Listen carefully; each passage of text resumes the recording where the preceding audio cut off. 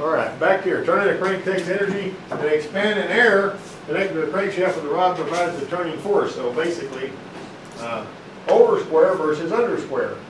Your bore and your stroke, if it's a square engine, the bore and the stroke's the same. You know what the bore is on like a 350 Chevrolet? Real close to 4 inches. You don't know that? So, and basically, if like I said, if the bore and the stroke is the same, it's a square engine. If the bore is bigger than the stroke, in other words, if the bore is bigger than the stroke, that is over square. And if the bore is smaller than the stroke, it's an under square. See these little diagrams here? And see, and there you go. And that's basically, if it's 4 inches, it's 1 to 1. See that? And remember, if you've got an over square engine, you got a short crank. The crankshaft is what determines the stroke, right? Right? The length of the rod doesn't do nothing to the stroke. The crankshaft, you know, the size of the crank. That's what I meant, the length of the throat there. All right, so you create energy. Remember these 4 strokes. In this order, watch. Intake, compression, power, and exhaust. Intake, compression, power, and exhaust. Intake, compression, power, and exhaust. Now what you're not seeing on this little thing here is both of these valves are open at the top of the exhaust stroke. This one opens slightly before that one closes to finish purging the exhaust out of there. If you don't have overlap in there, you're going to have a sort of a rough idling engine because you're still going to have some exhaust that's hanging around in there. On your Ford Contours, they had variable cam timing to close the exhaust valve early, so they just left some of the exhaust in there to take care of the oxides of nitrogen thing, but that's an emissions deal. All right, timing is everything. Valve timing's got to be constant. Spark timing, not so much. The camshaft spins at half crankshaft speed. Say that with me. The camshaft spins at half crankshaft speed. Must be open, it must open the valve in the proper sequence and at the proper time for the engine to breathe properly. So if these valves are not opening and closing when they should, if that piston's coming up and those valves aren't doing what they're supposed to be doing, you're going to have some issues. Not going to work right. Matter of fact, if you hear one that the timing has jumped on, it goes, it doesn't sound right. You may have compression on maybe one cylinder or something. If the timing, if it's still pulling at all. And all right, this is a little interesting thing. So we can actually, if we get the cylinder on top dead center with all the valve closed, and we do a cylinder leakage test, and we listen to the exhaust or the crankcase and the intake and all that, we can tell where the compression is being lost if it's got a compression loss in the cylinder, right? Got that? Do a compression leak. All right, so we had one in a Honda car. We were going to swap out this motor. The guy bought a car with a bad motor in it. It was a good car, and he had flipped his Honda, but it had a good motor in it. A little Honda CRX, you know, so we're going to take the good motor out of the car he flipped and put it in the car that had a bad motor so we'd have a good car. Good motor, good car. The other one, the engine, he said, was blown. So we spun it over and it sounded kind of normal. And I said, okay, let's see what's going on here. We checked it, no compression on number 4. I said, okay, let's do a cylinder leakage test. We had no cylinder leakage on number 4. So we had no compression on number 4, but we also had no cylinder leakage. So how is that possible? No compression, no cylinder leakage. I was scratching my head about that myself. Huh? Valves not closing the shit. Well, the valves were actually working just like they're supposed to, but the piston wasn't moving. Oh. It was at the bottom because they threw a rod and it was spinning so fast that it knocked a hole in the block and broke the rod off and slung it out on the highway, and it wasn't even keeping the crank from turning. It didn't lock the engine up, you know, but it was still spinning over, but the piston wasn't moving. So when we had it, you know, where the valves were closed, I mean, that was really confusing for a little bit. All right, first things first. Most gear-friendly folks know a basic engine's got 2 primary shafts. Now, on the ones that have 2 gears like this, the camshaft is turning the opposite direction from the crankshaft. What does that mean to you? Doesn't matter. As long as you got the timing mark lined up, you'll be okay. Internal combustion engines aren't going anywhere anytime soon. All right, so let's see this they didn't draw the teeth on those gears in this little schematic here. Your air coming in, it's a cross-flow head. Whenever the air is coming in and the fuel, and it goes out the other side, it's cross-flow. Some of them go out the same side, you know, like your old 6 cylinders, old straight 6 engines. A lot of them would have the intake and the exhaust together, like a Jeep Cherokee, like a 4 liter Jeep Cherokee. It's not cross flow. You know, most of the engines though, it comes in one side and will go out the other, just like you see right here. All right, this is the cross flow in, just like I was talking about before. Remember these 4 strokes: intake, compression, power, and exhaust. Remember that? Intake, compression, power, and exhaust. Intake, compression, power, and exhaust. You can remember it by saying suck, squeeze, bang, blow. You're pulling it in, you're squeezing it, you got an explosion, and then it blows the exhaust out. Suck, squeeze, bang, blow. Intake, compression, power, exhaust. Can you remember that? Can you remember that? Well, I got it. Yeah. It's in the class, when we're going through the class, this is the only time that I don't see Kayla smiling. Notice that? She has usually got a really deadpan look on her face over here. All right. Taking notes. All right. So, Earth's atmosphere is 78% nitrogen and 21% oxygen, and the remaining 1% is a mixture of trace elements. Can you remember that? You need to know that. 78% nitrogen, 21% oxygen. Okay, intake stroke. Down with the intake valve open, it lowers cylinder pressure, fuel and atmosphere enter the chamber. Compression stroke goes up, the valves close. Notice the valves open on the intake stroke, the valves open on the exhaust stroke. The compression stroke and the power stroke are the ones where the valves are closed.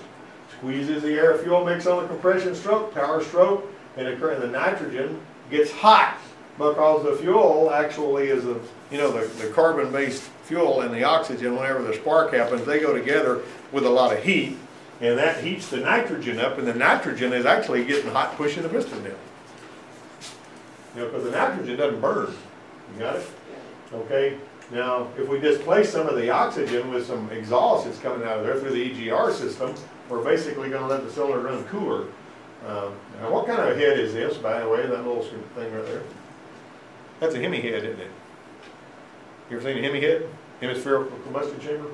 All right, the exhaust valve opens as the piston rises. The top of the stroke, the intake valve opens right before the exhaust valve. This is called overlap.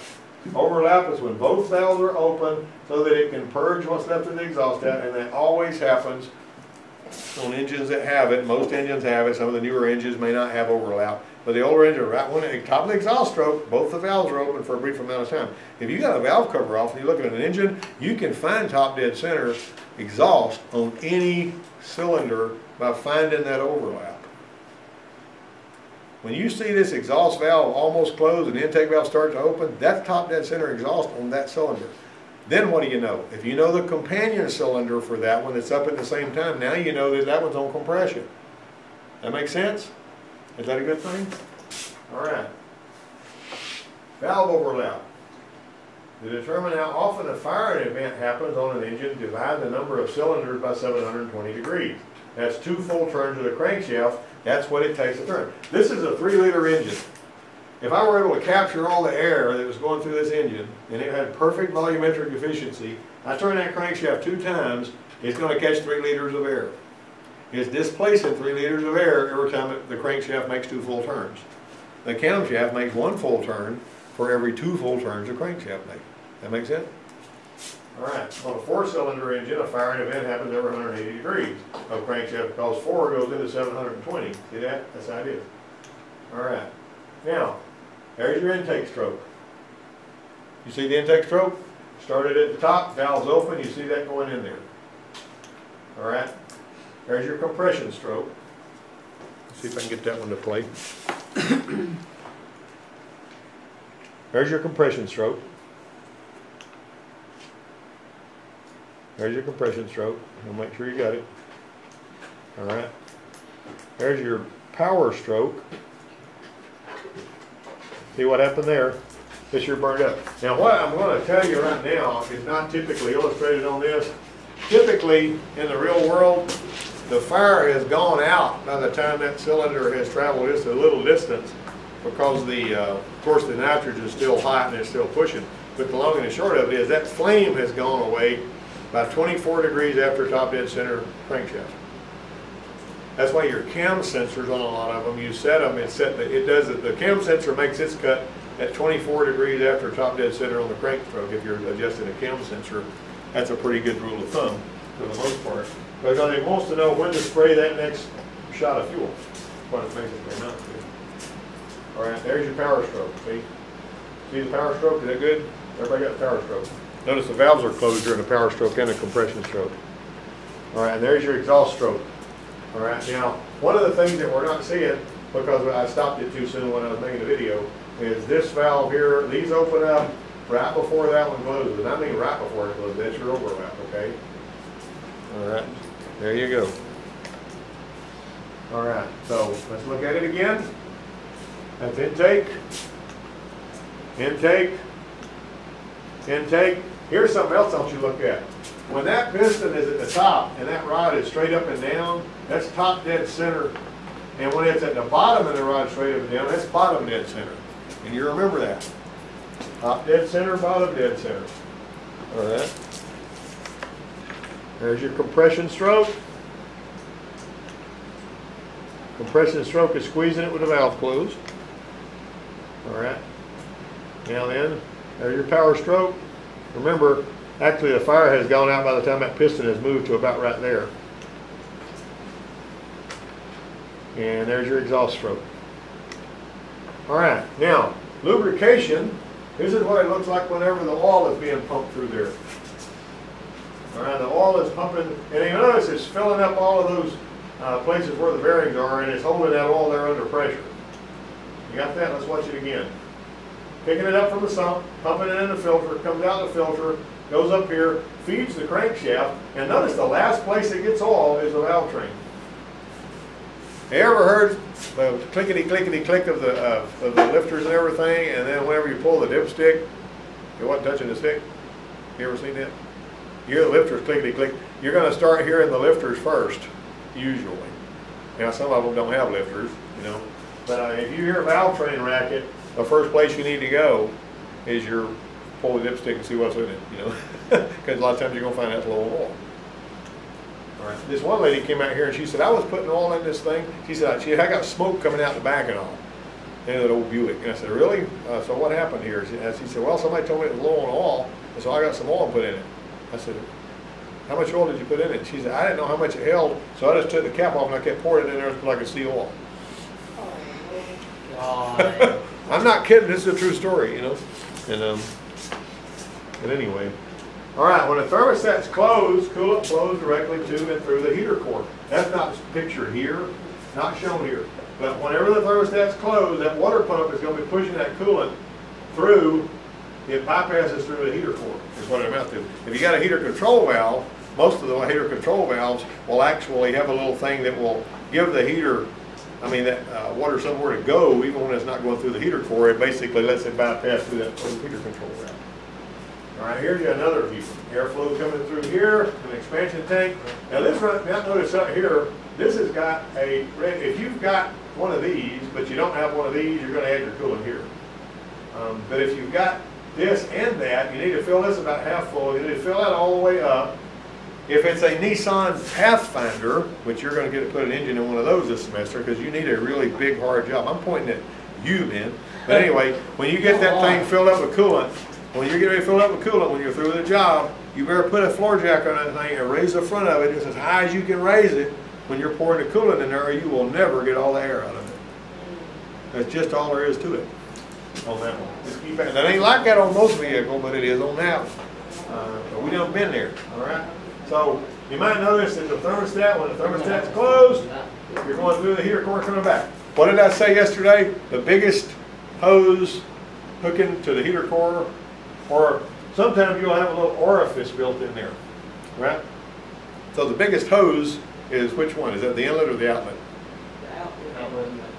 The biggest one's the outlet. Because if you got it, well, if you got the smallest hose as the outlet, you're gonna make pressure in the heater core. We were putting we had noisy heater cores one time, and they were putting little orifices in these hoses to slow it down going through the heater core and at the Ford place. And some of the mechanics were putting them in the wrong hose, and it was busting the heater cores. And David, the guy that was a service rider that was out there, he said this one guy, after the heater cord was leaking about the third time, after they put 3 of them in there because the guy put the thing in the wrong hose, he comes in there and he says, "Oh, the heater cord's still leaking." I want to tell the service manager, "No!" His veins bulging in his neck and all. He goes, "I don't know what's wrong with this guy, you know." All right, fuel delivery. Got a fuel. This is a return system. This is a returnless system. Got a fuel pump in a tank, pumped it through the filter, and it squirts it through, the injectors are triggered by the engine controller. You got a return line going back over here. That return line determines what the pressure is. I mean, the regulator, and it's got a little spring and pushes against that spring. And you got all these inputs from your TP, your mass, or your MAP, or both ECT, IAT, and HO2S, and so on and so forth. The PCM uses that to determine how much fuel to put in there, and then also fuel the timing and all that stuff too. This is a returnless system. There'll be an intake regulator. And there's a little short story here I've got about that. This lady on this Cadillac came over here and said my traction control light's on. And so I said, okay. So we checked it and we found some network codes. And I said, well, look, we're not fooling with any of this network stuff this semester. Go to the Cadillac store, they may have a reflash for that or something. So she comes back over here and she said, they say I need a fuel pump and it's $1,800. I said, why do they say you need a fuel pump? They say, oh, the fuel pressure's too high. And so I said, that's interesting. So I put the fuel pressure gauge on and it went to 160 pounds. Because this regulator in the tank had died and it had high fuel pressure. Well, when we put a fuel pump in it, the fuel pressure went down to where it's supposed to be. The traction control light went away. Don't ask me why. I have no clue. Okay. Ignition system. This is the old distributor. This is what Charles has, right? Got the old distributor. Yeah. His little rotor spins around, sorts out the spark, sends it to the cylinder that needs the fire, needs the spark when it needs it, right? You turn that distributor and the relationship between the points, that's actually points, but some of the electronic ones have reluctors in there. I got an ignition system board, we go through that, or an engine performance. This vacuum advance right here advances the timing. Whenever you're giving it the gas, it advances the timing a little bit by moving that breaker plate, and that gives you that nice little zoom when you take off. You got the starter relay here, and what a lot of people don't know is on these old systems like this, they basically have a ballast resistor that's feeding the coil so that it's only getting about 8 volts when the engine's running, but when you're starting it, this little ignition terminal bypasses that ballast resistor and fires the coil up and makes the spark good and hot. So the spark's going in here, and this rotor's spinning around, sorting it out in these terminals, and it goes out to your various one. That's why the plug's got to be on the right. All right. This is the magnetic triggering device the engine control module uses. Your coils right here. You might notice that there is these coils. These spark plugs right here are in a loop, so the spark on one side jumps in, and on the other side it jumps out. That's why you'll see a lot of the times if you've got coil pack ignition, if you got one that's a high mileage and you pull the plugs out, half the plugs will be worn a different way than the other half, because the spark's been jumping a different direction. And half of them will have a really worn out rounded center electrode, and the other half of them will have a decent looking center electrode but a crappy looking ground electrode. And I used to argue with my shop foreman about that. I said, it's because of this coil pack ignition. All right. Crank sensor provides input for ignition system. PCM modifies spark timing. This right here is your cop coils. Right? You got that? And this is sort of a generic thing. We got 10 amp fuse feeding that, and then it's trigger, trigger, trigger. A lot of the coils, though, have got a doggone little circuit in them that's triggered. And this funky little thing that I got laid up here somewhere that I can't ever find when I'm trying to show it. Some of the older ones had a little power transistor that was triggered by the engine controller. It would send power into it, and it would, anyway, that's another deal. All right, there's your fuel and ignition. Now watch the fuel spray. See that fuel spray? You notice how the fuel sprays and it's stored there for just a brief period before it's drawn in there to the cylinder? Really something that works as good. Now the direct injection vehicles puts the fuel in there. See, the only time that fuel can go into this one is when the valve's open. You got it? But on the direct injection vehicle, they can go in there, they can time the injection of the fuel, and they can have it stratified or homogeneous or any way they want to do it. And that's when you have smaller engines with so much power. All right. Question 0. I was paying attention during this presentation well enough to pass the short answer test on material. True or false? Is that the first actual? That's the first question. Question 0. If you were paying attention good enough. Yeah. I was paying attention. All right. Now you're going to have to answer. You got about 10 seconds to write really quickly out the answer to each one of these.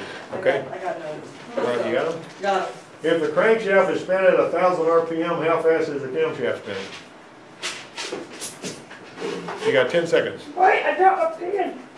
Too bad. I didn't mean to get you so rattled. If the crankshaft, which is down here, is spinning at 1,000 RPM, how fast is the camshaft spinning?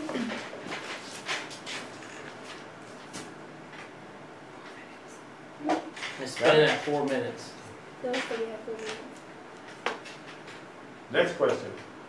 What are the 4 strokes in order? I got those. What are you doing, Googling it? No, I was Yeah. talking about mommy. That's his boyfriend right there. That's my mommy. In order? In order. I wrote this one down.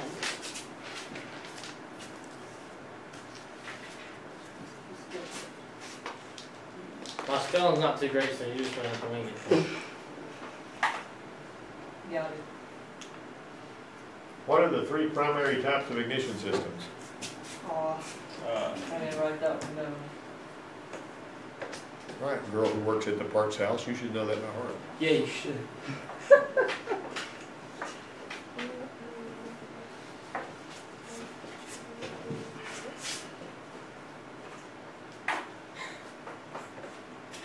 What? What's overlap? Huh? Oh, crap. Wow. No, not oh crap, overlap. Oh, okay. uh, Oh my god. That's what that one guy said when I said on the final, everybody's gonna have a totally different test, and he went, oh crap.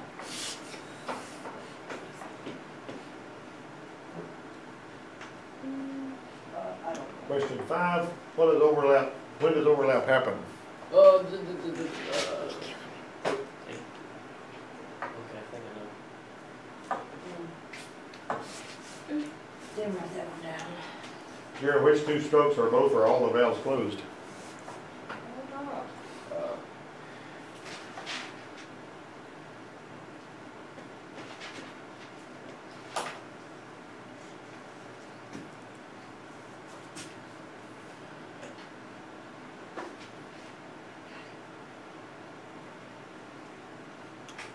An over-square engine has blank torque and an under-square engine, more or less, basically is what you're gonna put. Those are the 2 choices, I more don't or remember less. hearing anything about that. Huh? I don't remember hearing anything Remember when about we that. were talking about if you have a longer crank, you have more torque. If it's shorter, it's faster. He's going down in flames. I don't know if this one is. Alright, that sounds, I didn't know that one. What are the 2 primary gases that make up the Earth's atmosphere? Wrote that one. I wrote that one down. But I know it already. You got 100,000 molecules of Earth's atmosphere, only 35 of that 100,000 is carbon dioxide, and only one of those 35 is man-made. Go figure. Where does the water pump send coolant when the engine is first started and the thermostat's closed? Can I put my name version for it, or do I have to put the, like, run into it? Oh, pardon me? There's different names you can call where it goes to. You know what I'm saying? Yeah, oh yeah, you can put, it goes to the Charles Hudson. Yeah. Okay. So, He said, can I put my name? I tried to write that one down, Yeah, but I once you couldn't get it see. right. yeah. I couldn't see. Blame on good singing. Yeah. Trying to write it. An engine has a fire and it's been over 90 degrees, how many cylinders does it have? That's gonna be.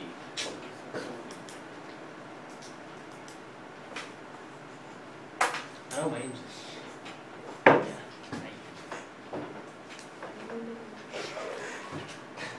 That's Tim, sorry. Oh yeah. Oh, well, I got these backwards. Somewhere, somehow, All right, we're gonna back up and go through them and we're gonna give you the answers right quick. I gotta rewrite the numbers. Oh, I got it. Tell me what that one is. Somebody tell me what that one is. Half that. 500. 500. What are the 4 strokes? Intake, Compression, power exhaust. What are the 3 primary types of ignition systems? Distributor, coil pack, and coil and plug.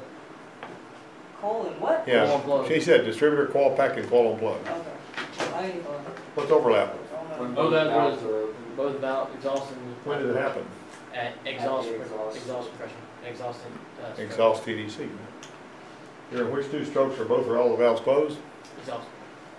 What? The top end and bottom end. So what? During what 2 strokes are, okay, compression and power. Compression and power, very good. Over square engine has what? More. Less torque. Over square means you got a big piston and a short stroke. So if you got a short stroke, you ain't got a lot of torque, right?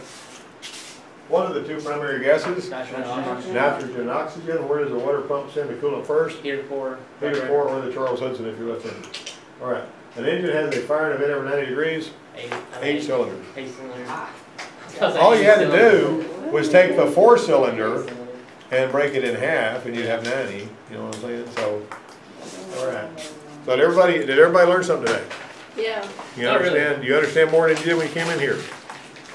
Was that a good presentation? Y'all the Yeah, first ones good. that's ever seen that one. Okay. That was- All right. I did this one just for y'all. Okay. All right then. Put my grading